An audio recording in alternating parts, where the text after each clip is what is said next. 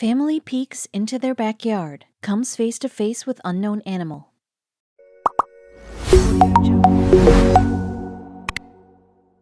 A family from Alsager, England, was in for quite a surprise when they looked out into their backyard and noticed a strange creature staring back at them.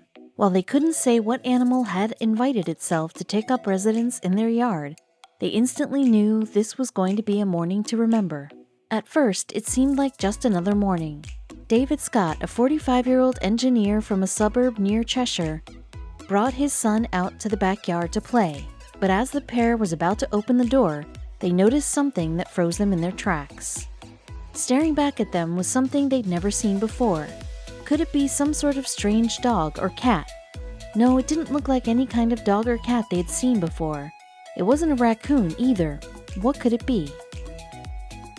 When they locked eyes with the creature, it seemed just as surprised to see them as they were to see it.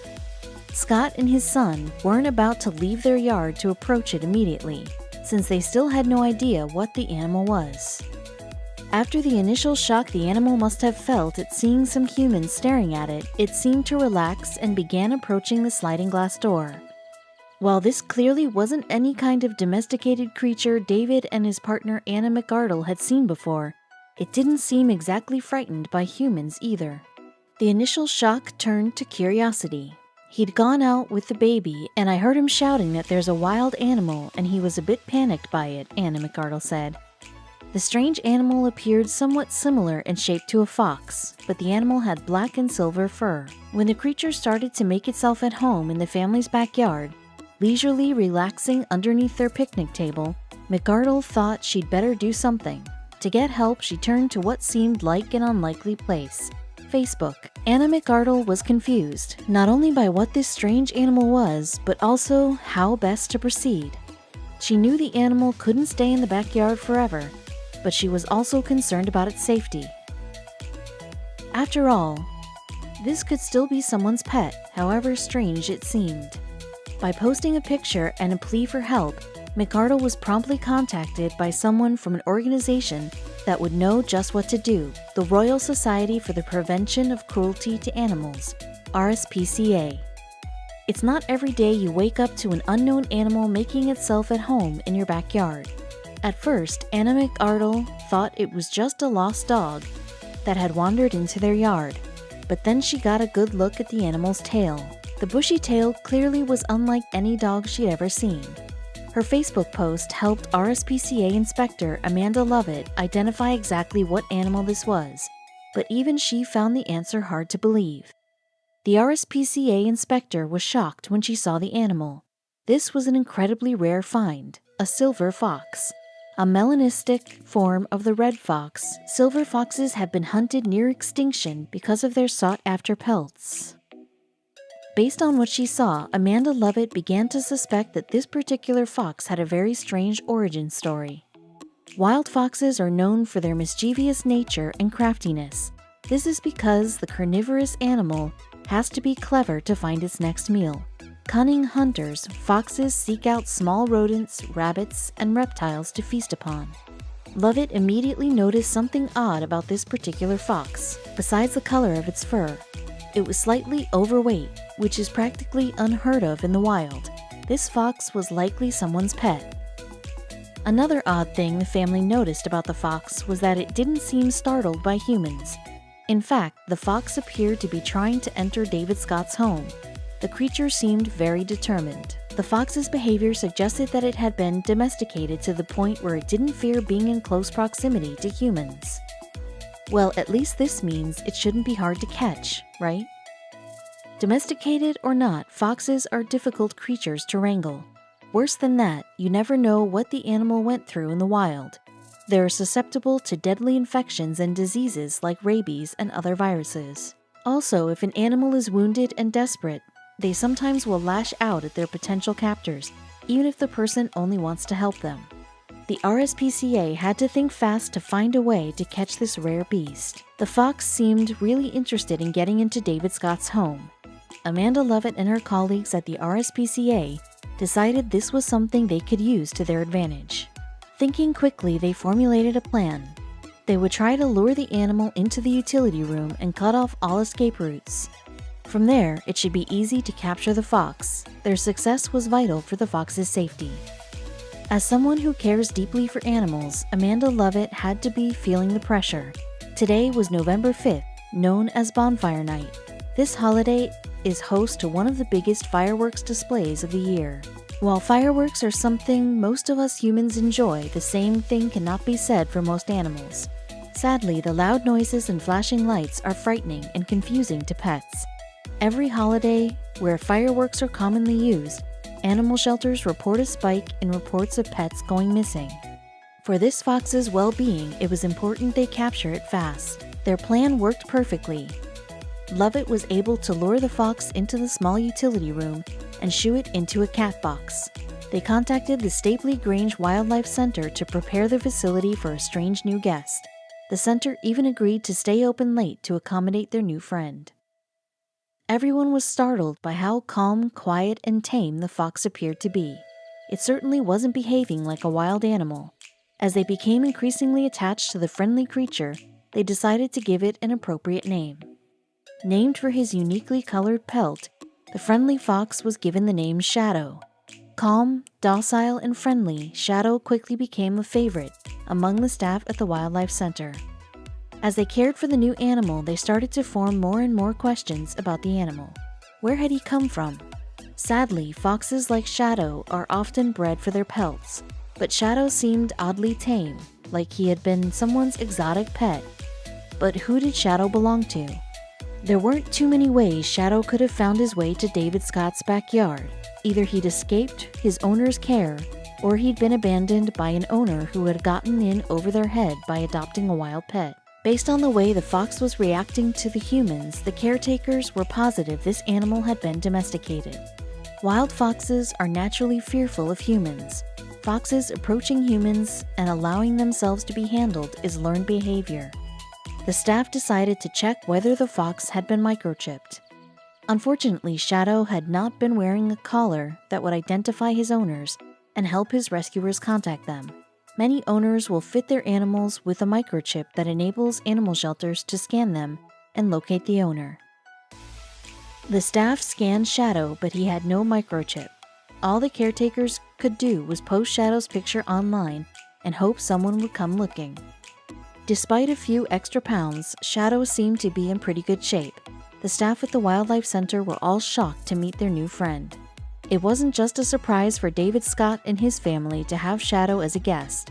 The caretakers at Stapley Grange were equally surprised. Lee Stewart, the manager of Stapley Grange Wildlife Center, said that Shadow is the first silver fox we have ever had here at Stapley Grange. In nearly 25 years we have been open. In the quarter century the Stapley Grange Wildlife Center has been open, they've seen all kinds of animals come through their doors except for a silver fox, present company excluded. The Wildlife Center takes in thousands of animals per year. Orphaned or injured owls, hedgehogs, bats, and even seals have been rehabilitated at Stapley Grange. Silver foxes are just a variation of the common red fox. However, their dark coloring, usually some mixture of black and silver, make them highly desirable to the fur industry. Sadly, most silver foxes are bred in captivity to make fur coats. Silver foxes' defining characteristics is also a recessive trait, which makes them even more rare, as they do not only breed with other silver foxes, except when kept in captivity. There's a good reason most people don't keep foxes as pets, namely, they're wild animals. Though foxes like Shadow can be trained to some degree, they have not been domesticated over centuries through breeding the way cats and dogs have been. Most people that care for foxes do not consider them pets. They usually come to care for the animals as part of a rehabilitation program after injured foxes are rescued in the wild. While foxes can be adoring, they're somewhat aloof and prefer to show affection on their own terms. While it's perfectly legal to own a fox in England, there are plenty of challenges. When entering someone's house that cares for foxes, the first thing you're likely to notice is an arresting smell. The musky aroma is just one way you'll immediately notice that these animals are wild. People that keep foxes often complain that they have a tendency to wreak havoc around the house. ripping up anything that they can get their teeth or claws on. While not particularly aggressive towards humans, they can bite or lash out if they feel threatened, making them less than ideal for homes with children. Still, many people find the process of raising foxes rewarding. The RSPCA warns against caring for foxes, stating that foxes are wild animals, their needs are very specific and require specialist care. But for those with enough space, patience, and dedication to care for these wild animals, they can't imagine life without them. Any rescue centers that care for foxes intend to release the animals back into the wild after they heal from their injuries. This means the staff has to take extra care not to treat the furry creatures as pets.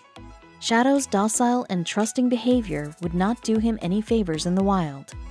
Because Shadow has clearly spent so much time under the watchful care of humans, it's unlikely he'd be able to survive without humans caring for him.